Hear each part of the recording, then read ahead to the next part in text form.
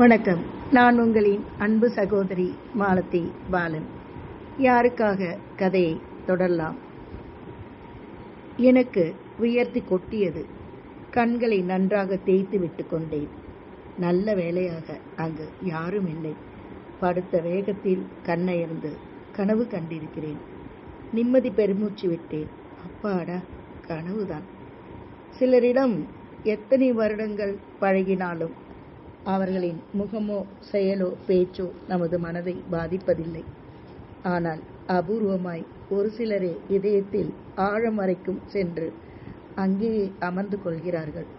பிறகு என்ன செய்தாலும் அவர்களின் நினைவு நமது நெஞ்சை விட்டு அகழுவதே இல்லை.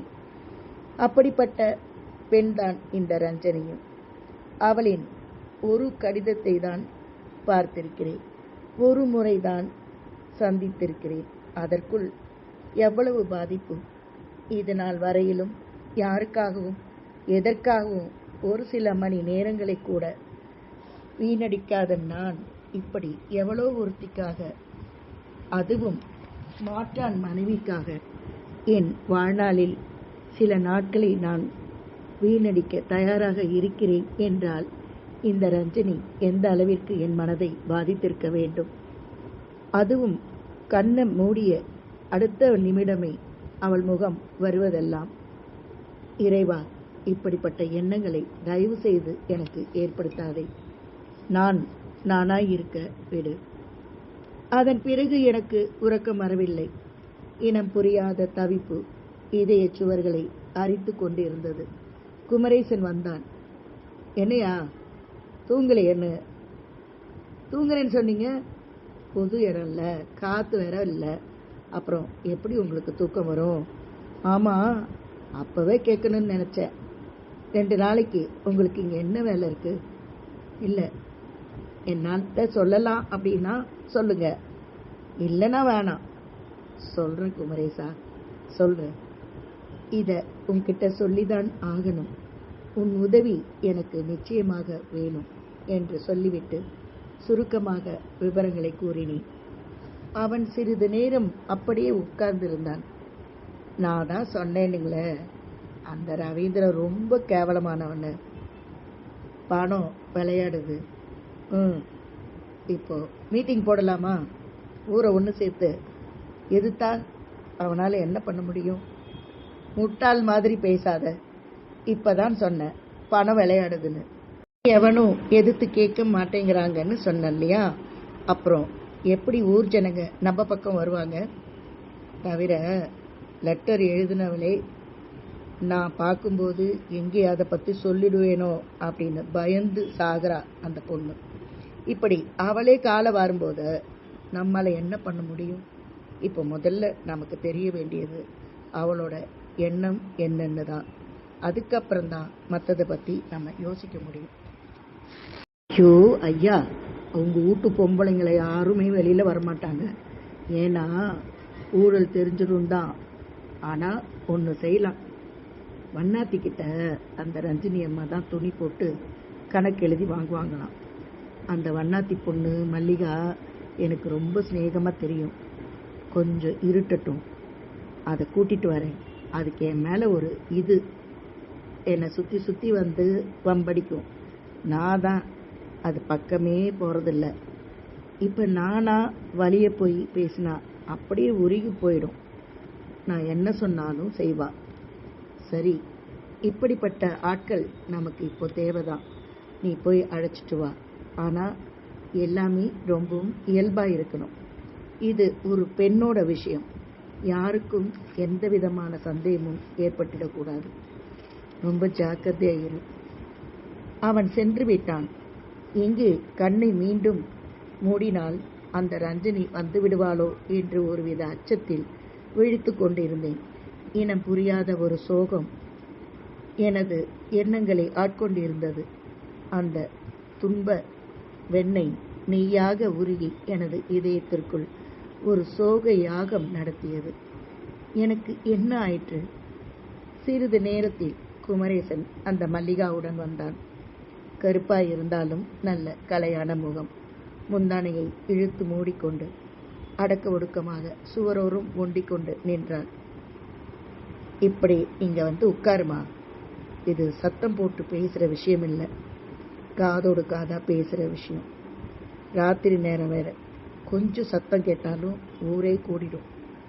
வா கிட்டக்க, பரவாயில்ல, நான் போன பிறகு வைக்கப்பட்டுக்கோ. அவள் அருகில் வந்தாள். என்னம்மா, நீதான் சேர்மன் வீட்டில் துணியெல்லாம் எடுக்கிறியா? ஆமாங்க. அவர் மனைவி, அதாவது இப்போ சமீபமா கல்யாணம் பண்ணிட்டாரே அந்த ரஞ்சினி அம்மாவை உனக்கு தெரியுமா? ரொம்ப நல்லா தெரியுங்க. ஒரு ஸ்நேகிதி கணக்கா என்கிட்ட பழகுவாங்க. ரொம்ப நல்ல குணமுங்க. அவங்க அம்மா அப்பாவுக்கு கடுதாசி எழுதுனா என்கிட்ட தான் கொடுப்பாங்க. நான் யாருக்கு தெரியாமல் துணி மூட்டைக்குள்ளார வச்சு எடுத்துகிட்டு போய் தபால் ஆஃபீஸில் சோப்பு புட்டியில் போட்டுட்டு வந்துடுவேன். வேற யாருக்கும் அவங்களுக்கு அங்கே உதவி. அந்த முகத்தில் பார்த்தா இன்னைக்கெல்லாம் பார்த்துக்கிட்டே இருக்கலாம் சாமி. பாவிங்க கிட்ட வந்து மாட்டிக்கிட்டு இருக்காங்க. கிளிய பூனை கையில் பிடிச்சி கொடுத்துட்டாங்க காசுக்காக. சில நேரத்தில் பார்த்தீங்கன்னா உடம்பே காயமாக இருக்கும். இந்த ஊரில் கேட்பாரு மேய்ப்பாரு யாரும் இல்லைங்க. பெற்றவங்களே மனசார காசுக்கு அந்த பொண்ணை விற்றுவிட்டாங்களே. அவள் அங்கலாய்த்தாள். சரி மல்லிகா, இப்போ அவங்களுக்கும் சரி எனக்கும் சரி நீ தான் ஒரு உபகாரம் பண்ணணும். அவங்கள மட்டும் இல்லை, அங்கே இருக்கிற அத்தனை பொண்ணுங்களையும் மீட்டுட்டு வரணும். இதுக்கு சட்டப்படி எதுவாக இருக்கணும் நான் செய்கிறேன். ஆனால் அதுக்கு முன்னாடி சம்பந்தப்பட்டவங்க நமக்கு ஒத்துழைக்கணும். அவங்க ஒத்துழைப்பு இல்லைன்னா நம்மளால் எதுவுமே பண்ண முடியாது. நான் ஒரு சீட்டு தரேன், இதை எப்படியாவது அவங்கக்கிட்ட சேர்த்துடு. அவங்க தர பதிலை என்கிட்ட கொண்டு வந்து கொடு, சரியா? மேற்கொண்டு என்ன நடவடிக்கை எடுக்கணுமோ அது நாம் எடுக்கலாம்.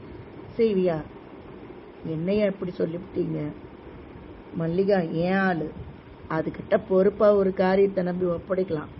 குமரேசன் கிலோவாக அவள் தலையில் ஐஸ் வைத்தான். அது வீண் போகவில்லை. நீங்க கொடுங்கய்யா, மற்றதை நான் பார்த்துக்கிறேன் என்று வீரமாக பேசினாள் மல்லிகா. பெட்டியை திறந்து என் லெட்டர் பேடில் மேல் பகுதி அச்சடிக்கப்பட்டிருந்த பெயரை கிழித்துவிட்டு வெறும் வெள்ளைத்தாளில் எழுதினேன். திருமதி ரஞ்சனி அவர்களுக்கு தங்களை மீட்க என்னாலான உதவிகளை செய்கிறேன். செய்ய முடியும், ஆனால் அதற்கு உங்களுடைய முழு ஒத்துழைப்பு வேண்டும். அலை இல்லாமல் கடல் இல்லை, துன்பமில்லாத வாழ்க்கையும் இல்லை. ஒரு பெண் நினைத்தால் அடங்கி போகவும் முடியும், அடக்கி ஆளவும் முடியும். இதனால் தைரியம்தான் மனிதர்களுக்கு தேவை. அதைதான் நான் உங்களிடம் எதிர்பார்க்கிறேன். உங்களுக்கு பக்கபலமாய் நாங்கள் இருப்போம். தைரியமாக இருங்கள். இருட்டிலிருந்து வெளிச்சத்திற்கு வரும் நாள் வெகு தூரத்தில் இல்லை. உங்களுடைய ஒத்துழைப்பு எங்களுக்கு அவசியம் தேவை. அது எந்த அளவிற்கு இருக்கும் என்பதை உடனே எனக்கு நீங்கள் மல்லிகாவின் மூலமாக தெரியப்படுத்தவும். இப்படிக்கு நான் யார் என்பது உங்களுக்கு தெரியும் அல்லவா? கடிதத்தை மடித்து அவளிடம் கொடுத்து, ரொம்ப ஜாக்கிரதையாக இருக்கணும் மல்லிகா. கொஞ்சம் பிசகுனாலும் நம்ம திட்டம்லாம் பாழாயிடும். நமக்கு ஒன்றும் இல்லை, ஆனால் பாவம் உள்ளே இருந்து போராடும் அந்த பெண், அவளுக்கு ஒன்றா இடக்கூடாது. நீங்கள் கவலைப்படாதீங்க ஐயா என்று கூறிவிட்டு சென்றாள் மல்லிகா. இதன் தொடர்ச்சியை நாளைய பதிவில் கூறுகிறேன். நன்றியுடன் உங்களின் அன்பு சகோதரி மாலதி பாலன். எவ்வளவு பெரிய மேதைகளாக இருந்தாலும் அந்த மேதைகள் பேதைகள் ஆவது கோதைகளின் கண் பார்வையில்தான்.